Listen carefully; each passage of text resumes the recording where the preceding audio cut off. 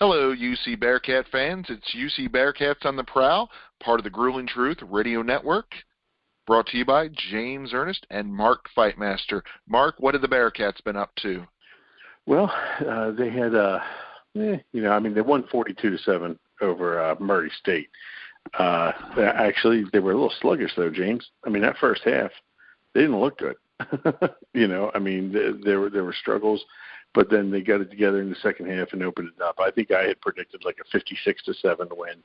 So maybe if they had anything going in the first half, I'd have been on again. But they ended up playing well. I'm not real sure what to attribute the sluggish start to. And I didn't hear any post-game comments from Fickle. But it would be interesting to know. But hey, you know what? It's a win. It's over. And now we turn our attention to one of the two biggest games of the year, which are coming in a row this week, and that's Indiana. We get the win, we move on, and we take care of business.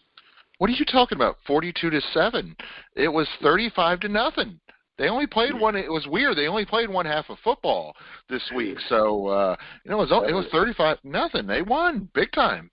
That was crazy, and I will say this week. Now, okay, so Indiana's 1-1. Yeah, they got boat raced by Iowa.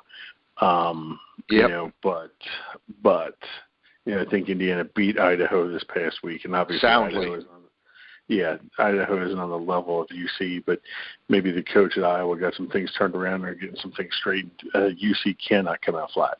They cannot come out flat, and especially not at Indiana. So it's going to be, it's imperative that they come out and play like the number 8 team in the country. Now, you mentioned, reasons why, of course, we all talked about possibly being overlooked because, they were focused on the Indiana game.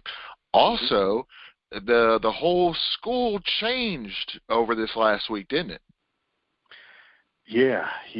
I'm assuming you're talking about the conference change. Yes.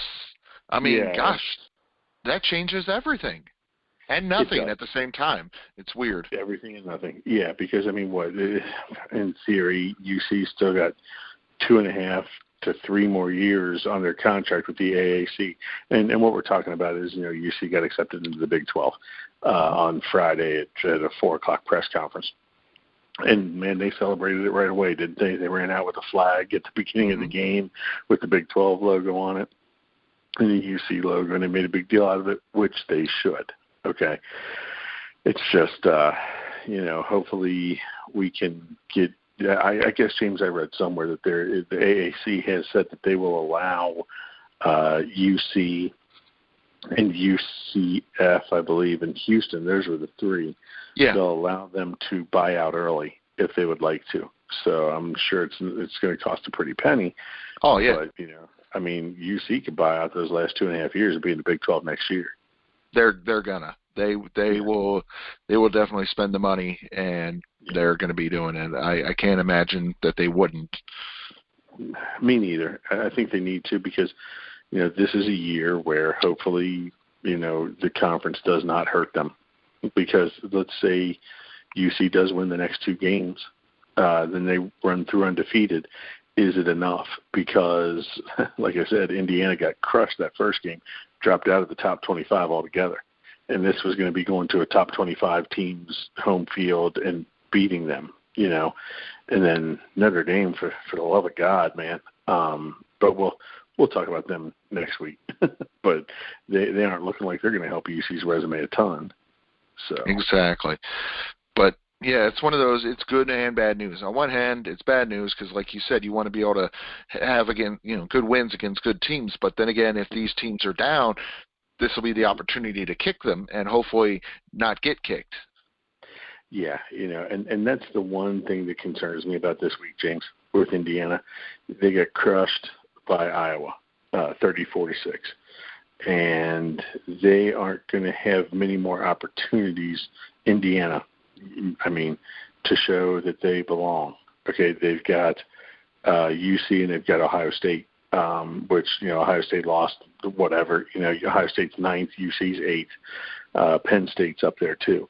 So Indiana's looking at this like, okay, now we got the opportunity to get some marquee wins and get ourselves back into the conversation. So they're going to give UC everything they have, and we'll see if UC can withstand it and prevail. Oh, and then the other thing, of course, we were so excited, we were thrilled. Big 12, greatest day ever, and then the sky is falling. What do you think about that? Are we talking about California? Yeah, USC. Yeah. That's that's a little nerve-wracking, James. He's leaving tomorrow. He's already booked his airplane ticket. He's flying out there right. No, of course not. Worst case scenario, and this is worst case, he's going to finish the dang season. He's not going to just up and quit. Yeah, Fickle would finish the season. What concerns me is it's Mike Bone out there, the former athletic director here. And basically from what I have heard, at least now, granted, it's from the radio and from the internet chat boards and all that stuff, so it all has to be taken with a large grain of salt, is that this is Fickle's job to turn down. Which, quite honestly, if you were USC and you wanted to get back into prominence, wouldn't that be what you put out there? Isn't that who you would want? You look in the top 10, and which of those schools in the top 10 are honestly the schools that are seen as stepping stones? And right now UC. Exactly. That, like you said, he's got the track record with him. But fortunately, we have the most, actually you've probably seen him at your children's games, the most important person who's going to make the decision, because it ain't Luke Fickle, it's Mrs. Fickle. Yeah, Mrs. Yeah, we'll see what happens. What he's got one more now, I believe. And his twins are coming up, so we'll see. It'll be interesting to see what happens. So there's a ton of stuff going on for the football program off the field. Definitely. So that does worry us, because when they get distracted, bad things can happen. But I'm optimistic. I still think they're going to win, and I still think, actually, I think he's going to stick around. I don't think he's going to USC. I think we should be fine. James, and honestly, my gut says the same thing. I hope I'm not wrong, but he has built something here, and now is he going to stay to see it through, considering he's going into the Big 12 here in the next couple of years? Now, the one thing is, I will say the Pac-12, you've got your Oregon, you've got your Washington, and those teams out there who may draw a little bit more attention than the people left in the Big 12. You know what I'm saying? The teams left. So we'll see. But I'm with you. My gut says that he stays. Now, for this coming weekend, I don't know. I'm not sure. I'm all over the place on this one, because the Indiana team that lost to Iowa was not the Indiana team I watched play last year. And they've got a talented quarterback who can sling the ball and run. I just, I don't know. It's going to be a tough week for the Cats. I do believe they're going to pull it out, though. I agree with you. So what are you saying?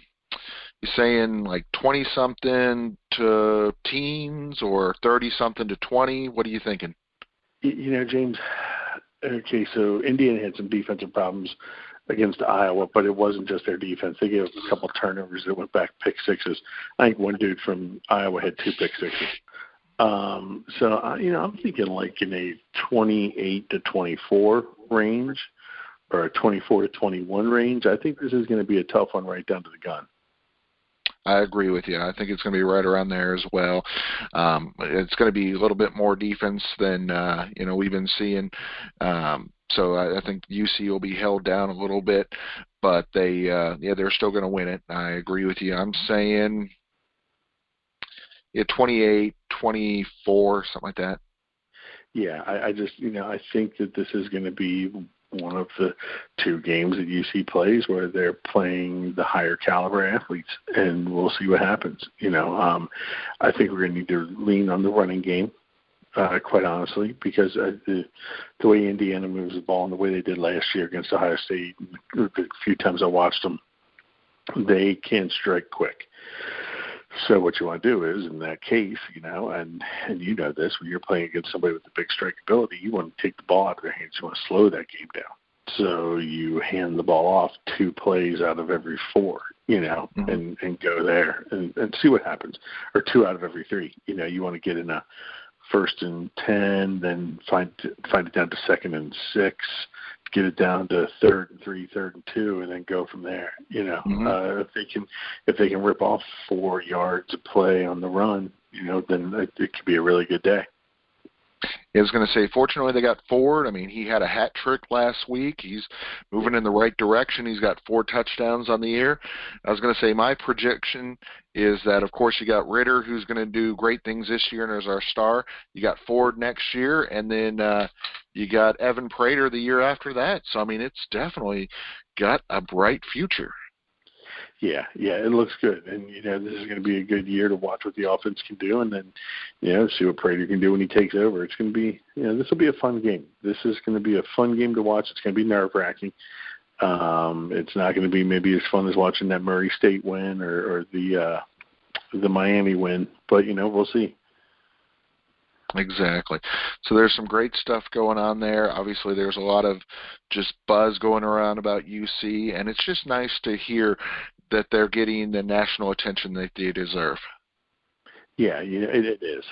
It is. And being the news cycle with the Big 12 is a good thing. Right now, I think they're probably the quietest top 10 team there. Nobody's really talking about them much, and that's fine. I'd rather it be that way. I'd like them to stay out of the news cycle with Luke Fickell, but I don't think that's going to happen. I think that's going to be throughout the season. We're going to be dealing with that all season long until he comes out and says something. And to this point, James, I don't think he's come out and said that there's anything yet. I'd love for him just to come out and say, hey, my focus is on this football team right now. We'll deal with that stuff later. Exactly. That's what he needs to do. Come out, make a big statement, and just say, hey, you can maybe revisit it at the end of the season, but there's no reason to talk about it now. Exactly. And I think that would go a long way if he were to do that. That would help a lot of people's nerves.